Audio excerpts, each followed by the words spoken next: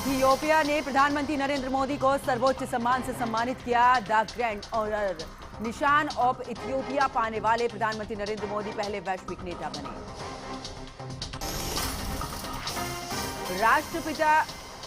राष्ट्रपति द्रौपदी मुर्मू का आज तमिलनाडु का दौरा। बेलूर में गोल्डन टेम्पल में करेंगे दर्शन। मंदिर परिसर में ध्यान मंडप का करेंगे उद्घाटन। मनरेगा का नाम जी राम जी करने पर संसद से सड़क तक संग्राम। आज देश भर में कांग्रेस का प्रदर्शन। दिल्ली एनसीआर में जारी प्रदूषण का कहर। कई इलाकों में एक्यूआई का लेवल बेहद ही गंभीर। मामले को लेकर सुप्रीम कोर्ट में आज सुनवाई। ऑपरेशन सिंदूर पर कांग्रेस नेता पृथ्वीराज का विवादित बयान। कहा, ऑपरेशन सिंदूर के पहले दिन हम पूरी तरह हार गए थे। बीजेपी ने बयान पर कांग्रेस को घेरा। गोवा अग्निकांड में आरोपी लूथरा ब्रदर्स को गोवा लेकर गई है पुलिस। कोर्ट से मिली है 2 दिन की ट्रांजिट रिमांड।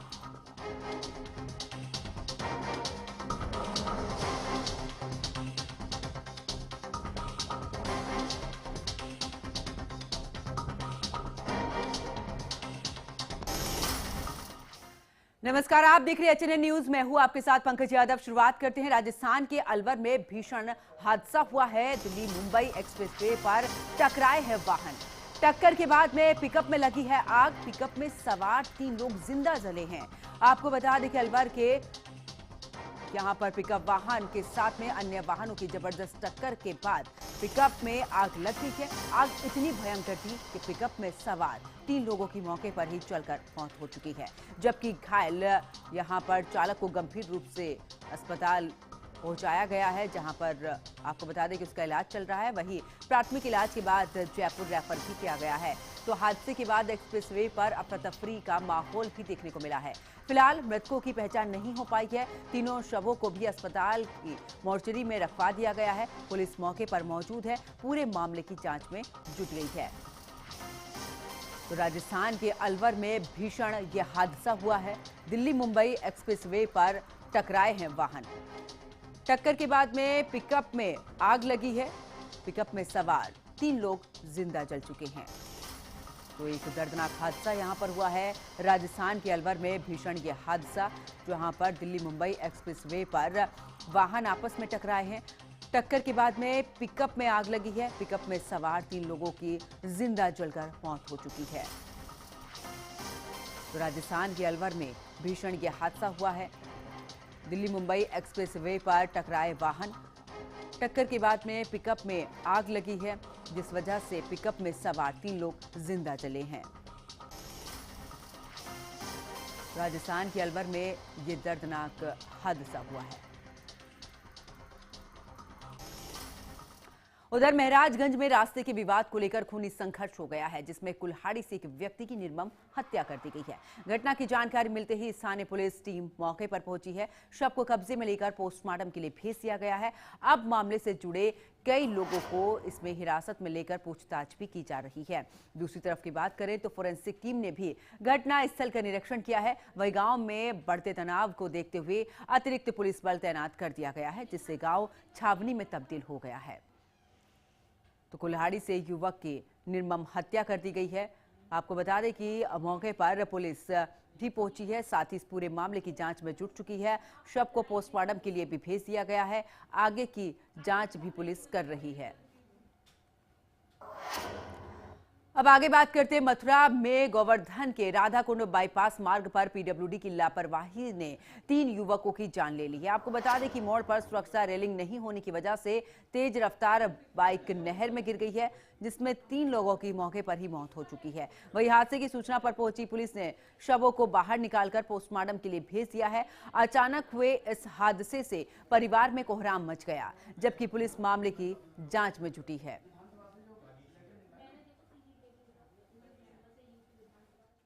बारात में गए थे, एक्सीडेंट हो गया। किस चीज से एक्सीडेंट हुआ है? यूं तो नहीं मालूम, ये पता नहीं हमें। आप कौन हो? इनके कौन लोग हैं? क्या चाहे हमारी। क्या क्या नाम है इनके? अमित, अंकुश, कहाँ के रहने वाले हैं? मासूमनगर, मासूमनगर, हैं? मासूमनगर। अंकुश कहाँ पड़ता है? मथुरा जयपुर मंदिर के पास। अच्छा, कहाँ आए थे? ये आए थे अच्छा, शादी में। लगन। अच्छा, क्या हुआ फिर? ये अपाची गाड़ी पे थे। एक का नाम अंकुश है, एक का नाम प्रवीण है और एक का नाम कन्हैया है।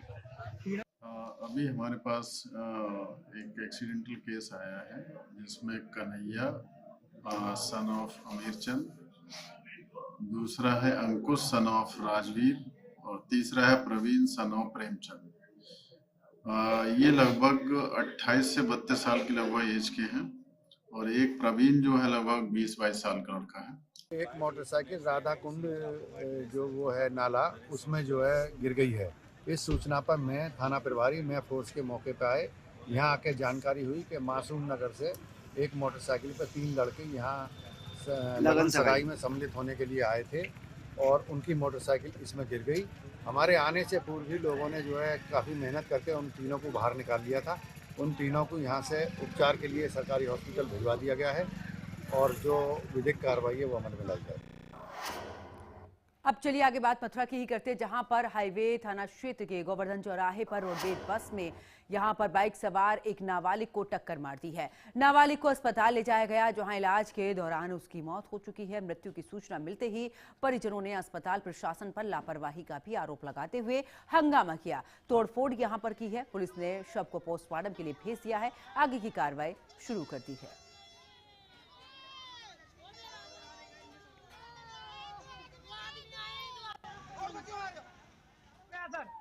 दोनों भाइयों के खामनी पेट्रोल पंप के पास में, हाँ, गोवर्धन रोड पे खामनी पेट्रोल पंप के पास में। तो कौन सा हॉस्पिटल लेके आए आप?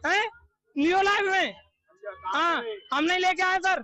112 नंबर लेके आई, 112 नंबर मिली हुई है इनसे। हाँ, बार बार में बस वाला भी आया, वो भी मिल गया है इनसे। वो क्या है? बच्चा मेरा डेड कर दिया उन्होंने, गारंटी लेते थे।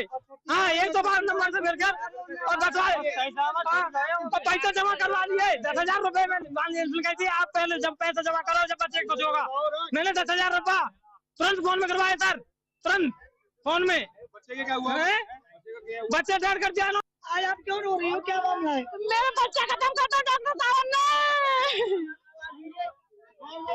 तो बसवाड़े आए थे मिलने का जी, उस बोलने वाली मेरा नाम एफआई नहीं होनी चाहिए, बच्चा खत्म होना चाहिए।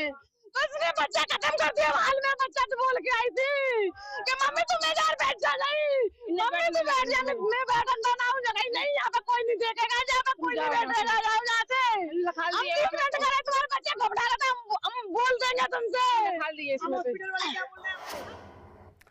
अब आगे बात करते हैं बरेली की, जहां पर निकाह के दौरान हर्ष फायरिंग में एक युवक की जान चली गई। आपको बता दें कि बारात की विदाई के समय तमंचा चलाने पर युवक को गोली लग गई। घायल युवक को तत्काल अस्पताल ले जाया गया, लेकिन रास्ते में ही उसने दम तोड़ दिया है। घटना के बाद बारात में अफरा तफरी मच गई, जबकि आरोपी युवक मौके से फरार हो गया है।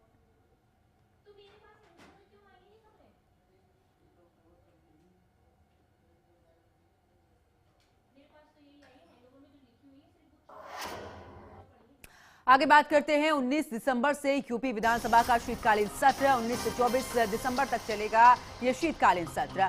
22 दिसंबर को राज्य सरकार पेश करेगी अनुपूरक बजट। विधानसभा सचिवालय ने जारी किया है आधिकारिक कार्यक्रम। अहम विधेयकों वित्तीय प्रस्तावों पर भी चर्चा होगी। तो बड़ी खबर आपको बता रहे हैं, जहां पर बता दें कि 19 दिसंबर से शीतकालीन सत्र शुरू होगा उत्तर प्रदेश में। आपको ये भी बता दें कि 19 से 24 दिसंबर तक चलेगा ये शीतकालीन सत्र। 22 दिसंबर को राज्य सरकार पेश करेगी अनुपूरक बजट। विधानसभा सचिवालय ने जारी किया है आधिकारिक कार्यक्रम, जहां पर अहम विधेयकों वित्तीय प्रस्तावों पर भी चर्चा होगी। तो इस वक्त की बड़ी खबर आपको बता रहे हैं।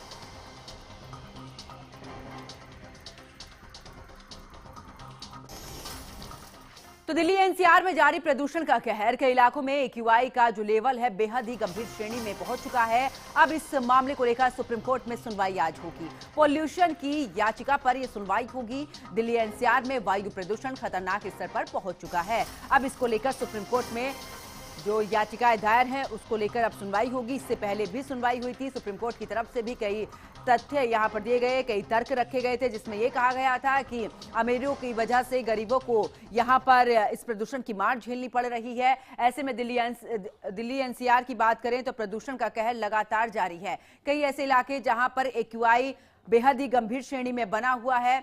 ऐसे में अगर बात करें तो AQI को लेकर सरकार की तरफ से भी कहा गया था कि कई अहम कदम उठाए जा रहे हैं, लेकिन बावजूद उसके प्रदूषण इस वजह से भी नहीं कम हो रहा है क्योंकि जो पड़ोसी राज्य हैं, हरियाणा पंजाब की बात करें, वहां पर जो पराली है वो जलाई जा रही है। इसके साथ ही और भी कई ऐसे तथ्य यहां पर रखे गए हैं।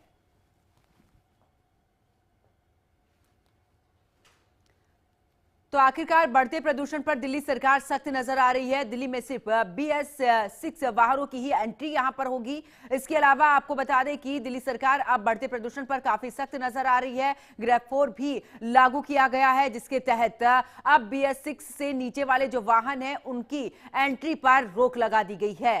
तो दिल्ली सरकार ने बढ़ते प्रदूषण पर अब सख्ती दिखाते हुए कंस्ट्रक्शन पर भी पूरे तरीके से रोक लगी है। यानी कि जिस तरीके से AQI बढ़ा है, AQI जिसका तस बना हुआ है, ऐसे में गाड़ियों का PUCC नहीं तो पेट्रोल भी आपको नहीं मिलेगा।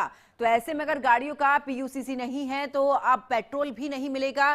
कंस्ट्रक्शन मटेरियल लेकर आने वाले जो ट्रक हैं उन्हें भी पूरे तरीके से बैन कर दिया गया है। इसके अलावा दिल्ली में वाहनों की संख्या बहुत ही ज्यादा है, यानी कि किस वजह से ये प्रदूषण बढ़ रहा है इसको लेकर भी दिल्ली में जिस तरीके से वाहनों की संख्या ज्यादा है इस वजह से प्रदूषण बढ़ रहा है। पंजाब हरियाणा में किसान पराली जलाते हैं, ये भी कहा गया है। वही आपको बता दें कि सर्दियों में जो तापमान है गिरने से हवा की गति कम हो जाती है, जिस वजह से ये प्रदूषण जो है, ये पोल्यूशन पूरे तरीके से जम जाता है। निर्माण कार्य, धुआं, कचरा जलाना, कोयले का इस्तेमाल, ये भी सबसे बड़ी वजह है दिल्ली में प्रदूषण बढ़ाने की।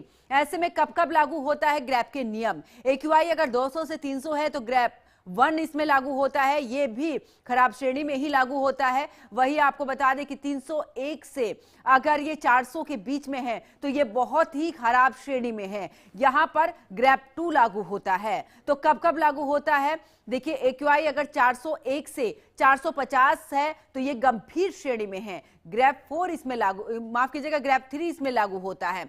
451 है या फिर उससे ज्यादा है, ग्रैप 4 इसमें लागू होता है। मौजूदा हालात जो हैं इस समय पर दिल्ली में कहीं पर 499 है, कहीं पर 500 है। ऐसे ही कई जगहों पर रेड जोन में ऐसी स्थिति बनी हुई है, इसीलिए ग्रैप 4 लागू किया गया है।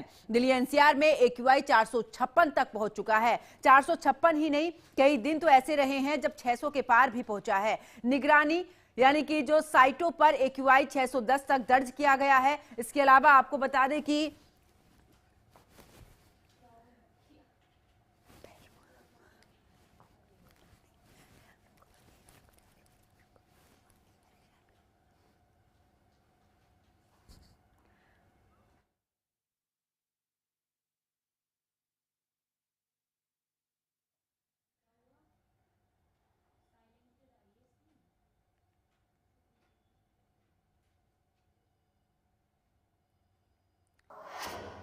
अब चलिए आगे बात करते हैं। दिल्ली में प्रदूषण पर सरकार काफी सख्त नजर आ रही है। आपको बता दें कि बिना PUC के पेट्रोल नहीं मिलेगा। इसके अलावा आपको बता दें कि डीजल भी नहीं मिलेगा।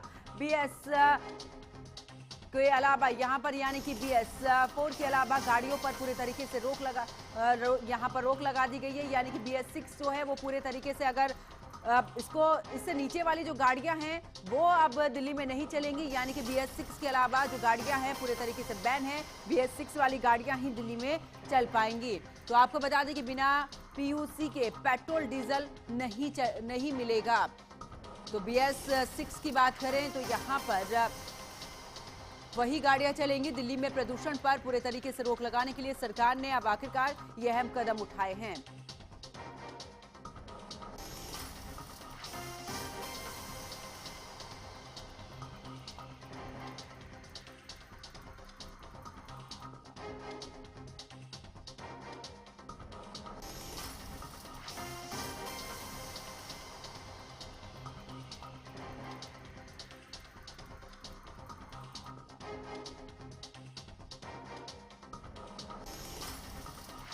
डीजल की जिन पर की अब फिलहाल रोक लगा दी गई है। दिल्ली में प्रदूषण पर सख्त सरकार नजर आ रही है। इसके अलावा आपको ये भी बता दें कि अब पेट्रोल डीजल के लिए भी नियम लागू कर दिया गया है। ऐसे में अब कुल मिलाकर जो कंस्ट्रक्शन का मटेरियल लेकर जो ट्रक आते हैं उन्हें भी पूरे तरीके से बैन कर दिया गया है।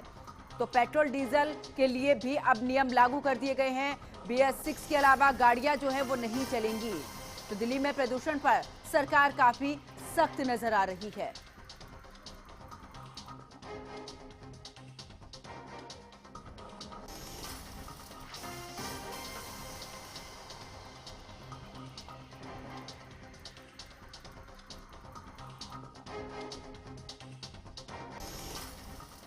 अब चलिए आगे बात करते हैं संभल की, जहां पर पुलिस चोर के बीच में मुठभेड़ हो गई है। फायरिंग में शातिर, ऑटो लिफ्टर घायल। जहां पर सूचना मिलते ही पुलिस ने नाकाबंदी की है। बदमाश ने पुलिस पर ही फायरिंग कर दी। जवाबी कार्रवाई में पुलिस की गोली आरोपी के पैर में लगी है। जहां पर घायल आरोपी जिला अस्पताल में भर्ती कराया गया है। आरोपी के कब्जे से तमंचा बरामद किया गया है। कई गाड़ियों की चाबियां भी बरामद की गई हैं। संभल में मुठभेड़ के बाद में एसपी कृष्ण कुमार बिश्नोई के सामने गिड़गिड़ाया है। बदमाश बोला है कि सर, यूपी पुलिस का ट्रीटमेंट जो है वो बहुत अच्छा है, भीख मांग लूंगा लेकिन चोरी नहीं करूंगा। तो देखिए, ऑपरेशन लंगड़ा के तहत अब आखिरकार लगातार पुलिस कार्रवाई कर रही है। ऐसे में जब इस आरोपी को पकड़ा गया है तो वो इस दौरान पुलिस के सामने भी गिड़गिड़ाता हुआ, माफी मांगता हुआ नजर आया। उसने कहा कि मैं भीख मांग लूंगा लेकिन चोरी नहीं करूंगा, क्योंकि जिस तरीके से पुलिस की तरफ से ये बड़ी कार्रवाई की जा रही है, इस तरीके का ट्रीटमेंट दिया जा रहा है, ऐसे में अब अपराध से तौबा करता हुआ भी ये नजर आया है। तो संभल में पुलिस चोर के बीच में मुठभेड़ हो चुकी है। फायरिंग में शातिर ऑटो लिफ्टर घायल हुआ है। सूचना मिलते ही पुलिस ने नाकाबंदी की, जिसके बाद बदमाश ने पुलिस पर ही फायरिंग कर दी है। जहां पर जवाबी कार्रवाई में पैर में गोली लगी है बदमाश के पुलिस की। ऐसे में पुलिस ने आरोपी को अस्पताल में भर्ती कराया है, जहां पर उसका इलाज किया जा रहा है। लेकिन आरोपी के कब्जे से तमंचा भी बरामद हुआ है। कई गाड़ियों की चाबियां भी इसके पास से बरामद हुई है। वही आपको बता दें कि ये पुलिस के सामने गिड़गिड़ाता भी नजर आया। उसने ये भी कहा है कि मैं चोरी कर लूंगा, मैं भीख मांग लूंगा लेकिन मैं चोरी नहीं करूंगा। तो देखिए, उत्तर प्रदेश पुलिस जिस तरीके से एक्शन में नजर आ रही है, एक के बाद एक बड़ी कार्रवाई की जा रही है। ऐसे में संभल से भी ये पूरा मामला सामने आया, जब जवाबी कार्रवाई में पैर में गोली लगी है आरोपी के, जिसके बाद आरोपी अपराध से तौबा करता भी नजर आया।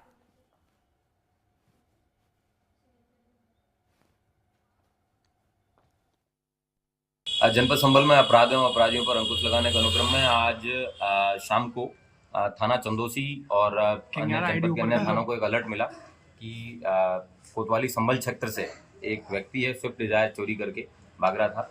दोपहर के बाद में सभी थानों का अलर्ट था। शाम को जब चेकिंग चल रही थी 5-5:30 बजे के आसपास आटा में चंदोसी पुलिस के द्वारा नाका लगाया गया। वहाँ पे जब इस व्यक्ति को रोका गया इस गाड़ी को, उससे पहले नाके की भनक लग के व्यक्ति अपनी गाड़ी छोड़ के भागने लगा। पुलिस के द्वारा जब इसका वापस पीछा किया गया, पुलिस पे इसने फायर किया। आत्मरक्षार्थ फायर में इस व्यक्ति के पाँव में घुटने में गोली लगी है। बाद में पूछताछ में पता चला कि ये एक आकाश बाबू नाम का एक शातिर ऑटो लिफ्टर है, जो कि बदायूं, मुरादाबाद, संभल, इन तीनों जनपदों से इसने अलग अलग समय पे पिछले 7-8 महीने से सक्रिय होके गाड़ी चोरी के कारनामे किए हैं। जनपद संभल से इसने बैजोई से 2 गाड़ियां चोरी की हैं, चंदोसी से पूर्व में 2 गाड़ी चोरी की, और आज ये 5वीं जब गाड़ी चोरी करके जा रहा था तब इस व्यक्ति के साथ पुलिस मुठभेड़ में इसको गोली लगी है। इसका यहाँ पे इलाज चल रहा है। ज्यादा जानकारी के लिए हमारे संवाददाता सतीश हमारे साथ में जुड़ चुके हैं। सतीश, आखिरकार ऑपरेशन लंगड़ा के तहत पुलिस ने बड़ी कार्रवाई करते हुए यहाँ पर चोर को पकड़ा है, लेकिन अब यहाँ पर पूरे तरीके से माफी मांगता हुआ नजर आया है, अपराध से भी तौबा करता नजर आया है। जी, हम आपको बताते थे, बात की जाए जनपद संभल की, तो पुलिस और बदमाशों के बीच में मुठभेड़ हुई थी, जिसके दौरान जानकारी मिल रही थी कि ये जो बदमाश है गाड़ी चोर है, गाड़ी चुराता है, और इसे जो मिल रही थी कि चंदोसी में और जगह भी गाड़ी इसने कई जगह चुराई है। इसी को लेकर के जो है इस जगह पीछा किया गया। जब जानकारी मिली तो इसे जो है चंदोसी कोतवाली क्षेत्र में वहाँ पर गश्त लगाते हुए इसे रोकने का प्रयास किया गया, लेकिन ये नहीं रुका और इसने गाड़ी की गति अपनी स्विफ्ट डिजायर की तेज कर दी गई और इसने बचाव के लिए पुलिस को फायरिंग कर दिया गया था। इसको लेकर के इसकी फायरिंग में इसकी जो है गिरफ्तार कर लिया गया है और इसे अस्पताल में भर्ती कराया गया था।